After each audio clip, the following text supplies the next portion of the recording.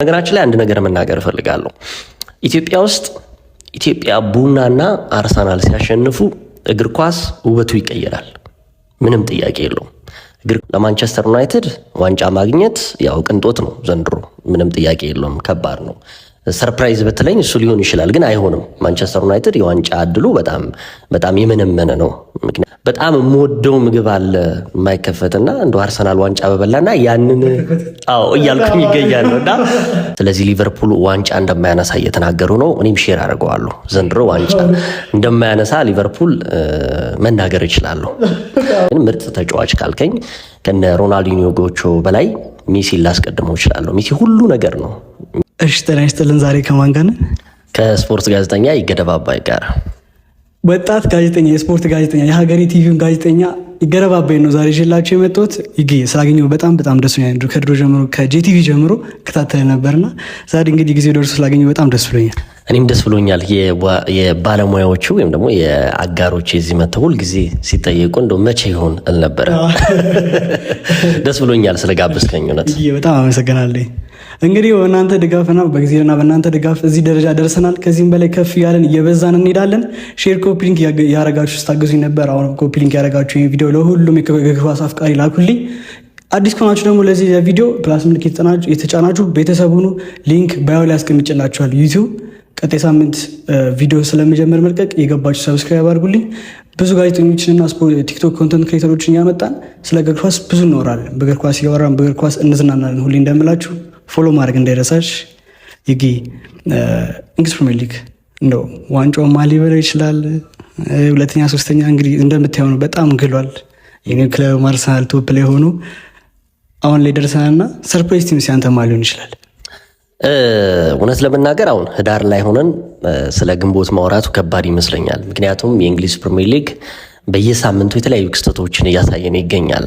አሰልጣኝ አርሰን ቬንገር አንድ የተናገሩት ነገር አለ፣ እኔ ሼርም አድርገው። እውነት ለመናገር ህዳር ወር ላይ 5 ያህል ጨዋታዎች የተሸነፈ ቡድን ሻምፒዮን አይሆንም በታሪክ እኔ ባሰለጠንኩባቸው 22 ዓመታቶች ብለዋል። ስለዚህ ሊቨርፑል ዋንጫ እንደማያነሳ እየተናገሩ ነው። እኔም ሼር አድርገዋለሁ። ዘንድሮ ዋንጫ እንደማያነሳ ሊቨርፑል መናገር እችላለሁ። ከዛ በተረፈ ደግሞ አሰልጣኝ ፔፕ ጋርዲዮላ ደግሞ የተናገሩት ህዳር ወር ላይ ደግሞ ዋንጫ ያነሳ ቡድን የለም፣ ስለዚህ እርግጠኛ መሆን አይቻልም ብለዋል። 11ኛ ሳምንት ላይ ነው የምንገኘው። ስለዚህ ባለፈው ስናገር ነበረ አርሰናል ከሌሎቹ ክለቦች በላይ ሻምፒዮን የመሆን እድሉ እጅግ ከፍተኛ ነው።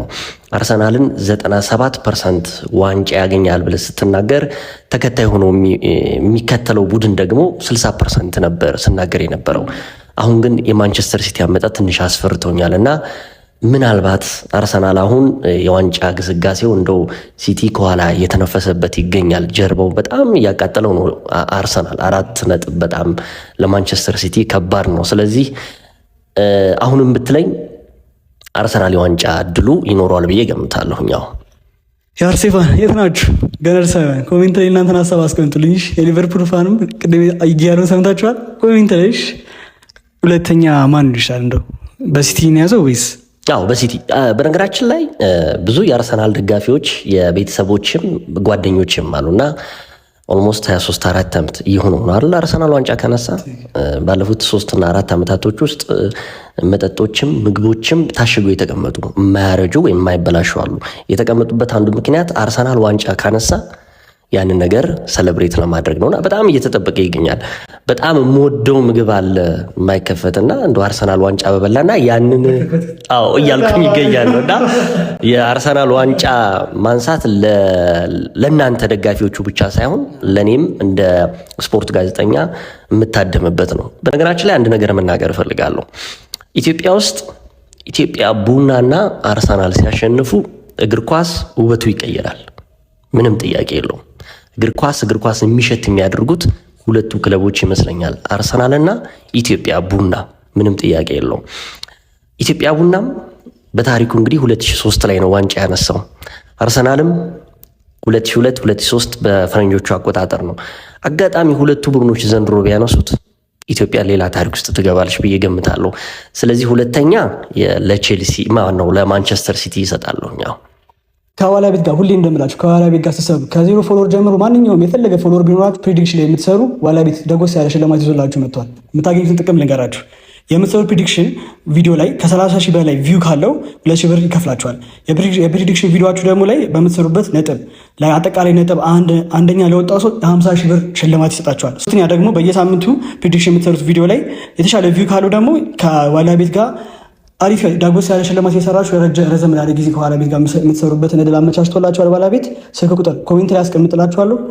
እናንተ የሚጠበቀው ፕሬዲክሽናችሁ ቪዲዮ በደንብ አድርጋችሁ መስራት ነው። ኋላ ቤት ይለያል። እና ቼልሲ የማንቸስተር ዩናይትድ አቋምስ እንዴት ነው? ቼልሲም ምንም ጥያቄ የለውም። ቼልሲ ዘንድሮ ትልቅ ጫና ውስጥ ሆኖ አይደለም የጀመረው። የዓለም የክለቦች ዋንጫን አሸንፏል። የኮንፈረንስ ሊግንም ዋንጫ አሸንፏል። ለቼልሲ ትልቅ ተግዳሮት የሆነበት በየሳምንቱ ወጥ የሆነ አቅም አለማሳየቱን ብለው በዓለም የክለቦች ዋንጫ እስከ ፍጻሜ መድረሱ ተጫዋቾቹ ላይ ትልቅ ተጽዕኖ ፈጥሮባቸዋል ብዬ ገምታለሁ። ቼልሲን አሁን ላይ ስንናገር 3ኛ ደረጃ ላይ ነው የሚገኘው። የዛሬ 2 እና 3 ሳምንት ላይ ደግሞ 6 እና 7 የነበረ ቲም ነው። የእንግሊዝ ፕሪሚየር ሊግን መተንበይ የማችልበት አንዱ ምክንያት ዛሬ አቻ የወጣ ቡድን ነገ በተሸነፈው ይተካል። ስለዚህ ቼልሲም ያስፈራኛል፣ ምንም ጥያቄ የለውም። በተለይ ወጣቶቹ ከዋክብቶች ይዘውት እያሻገሩ ይኖራሉ። ግን እንግሊዚያን የድሮ ቅድሞ ተጫዋቾች በአሰልጣኞችና በተጫዋቾች ላይ ጫና ማሳደራቸው ለቼልሲ ትልቅ እንቅፋት ነው ብዬ ገምታለሁ። ሩኒ ባለፈው የተናገረው ኢንዞ ማሬስካ ላይ ትልቅ ጫና መፈጠር አለበት ሲል ነበረ። እሳቸውም እንግዲህ ያው በቀደም ዕለት ወልቭስን በማሸነፍ 3ኛ ደረጃ ላይ ተቀምጠዋል። ስለዚህ ጫና ባይከተልባቸው በአውሮፓ ሻምፒዮንስ ሊግ የመሳተፍ እድሉ ሰፊ ነው ብዬ ገምታለሁ። ቼልሲ ዋን እስካሁን ሀሳብ ካላስቀመጣችሁ ኮሜንት ላይ እያስቀመጣችሁልኝ። ማንቸስተር ዩናይትድ ዘንድሮ ጥሩ የውድድር ዓመት ያሳልፋል ብዬ ገምታለሁ። ለማንቸስተር ዩናይትድ ዋንጫ ማግኘት ያው ቅንጦት ነው ዘንድሮ፣ ምንም ጥያቄ የለውም። ከባድ ነው። ሰርፕራይዝ በተለይ እሱ ሊሆን ይችላል፣ ግን አይሆንም። ማንቸስተር ዩናይትድ የዋንጫ እድሉ በጣም የመነመነ ነው።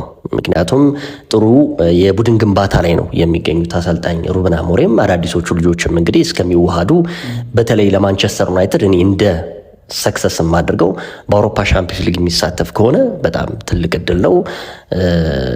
አሁን 8ኛ ጨዋታቸውን አድርገዋል አይደል? ባለፉት በመሀል እንግዲህ የተከሰተውን ከሰንደርላንድ በኋላ ሽንፈት አላጋጠማቸውም። ይህም ራሱ ለማንቸስተር ዩናይትድ ያልተነገረ ትልቅ ታሪክ ነው። ስለዚህ ዩናይትድ በአውሮፓ ሻምፒዮንስ ሊግ ላይ የመሳተፍ እድል ይኖረዋል ብዬ ገምታለሁ። ሊቨርፑል ግን 4ኛ ሆኖ የሚያጠናቅቅ ይመስለኛል። በጣም አሪፍ ሰርፕራይዝ። በማንቸስተር ዩናይትድ ወይስ እንዴት? በማንቸስተር ዩናይትድ። የጋዜጠኛ ገደብ አባይ የምንጊዜ ምርጥ ተጫዋች በምርጥነት ስል እንግዲህ ብዙ ተጫዋቾችን ላነሳ እችላለሁ። እኔ እንደ ሊዮኔል ሜሲ ምርጥ ተጫዋች አለ ብዬ አልገምትም። ሮናልዶን ወይም እንትናን እያበላለጥኩ አይደለም፣ ግን ምርጥ ተጫዋች ካልከኝ ከነ ሮናልዲኒዮ ጎቾ በላይ ሜሲ ላስቀድመው እችላለሁ። ሜሲ ሁሉ ነገር ነው። ሜሲ እግር ኳስን ተጫውቶ ብቻ ሳይሆን ሳይጫወትም የምትወደው ተጫዋች ነው። ስለዚህ የኔ ምርጥ የምንጊዜም ተጫዋች ሊዮኔል ሜሲ ነው። በመጨረሻ የምትላቸው ሀሳብ አለ? በነገራችን ላይ እንግዲህ ይህ ወጣት በብዙ ነገሮች እኛ አሁን 5 ደቂቃዋን ወይም ደግሞ 3 ደቂቃዋን ስናቀርብ እንዲሁ ዝም ብሎ የተገኘ እድል አይደለም። በነገራችን ላይ የአንተም ኦዲየንሶች እንዲያውቁልህ የምፈልገው ነገር በብዙ ልፋት ነው። በተለይ ደግሞ የሚወዷቸው የስፖርት ሰዎችን ስታመጣ ብዙ ሀስሎችን አጋጥሞ ነው። ስለዚህ እባካችሁ ልትረዱት ይገባል። እሱንም ልታመሰግኑት ይገባል። በቀጣይ ደግሞ ቅድም ስናወራ ነበር በዩቲዩብ በአዲስ መልክ እንደምትመጣም እየነገርከኝ ነበረ። ምንም ጥያቄ የለውም። ሻይን የምታደርግበት አጋጣሚ ነው። የልፋትን ውጤት በተወሰኑ ዓመታቶች ውስጥ ታገኛለህ ብዬ ገምታለሁኝ። አመሰግናለሁ ድሉን ስለሰጠኝ። በጣም አመሰግናለሁ። ሽክበርልኝ። አሜን። የግን ሀሳብ እንደሰማችሁ እናንተን ሀሳብ ኮሜንት ሴክሽን እያስቀምጣችሁልኝ የገደብ አባይ ቲክቶክ አካውንቱ ደግሞ ከስር ሜንሽን አረግላችኋለሁ። የገባችሁ ፎሎ አድርጉልኝ። እንደማታሳፍሩኝ እርግጠኛ ነኝ። ይጌ እንዳላችሁ ነው። ፎሎ እያረጋችሁ ቤተሰብን ከዚህ በላይ እንብዛ። ሊንክ ባዮ ላይ አስቀምጫለሁ። ዩቲዩብን ሰብስክራይብ ያረጋችሁልኝ ከዚህ በላይ እንብዛ። አመሰግናለሁ።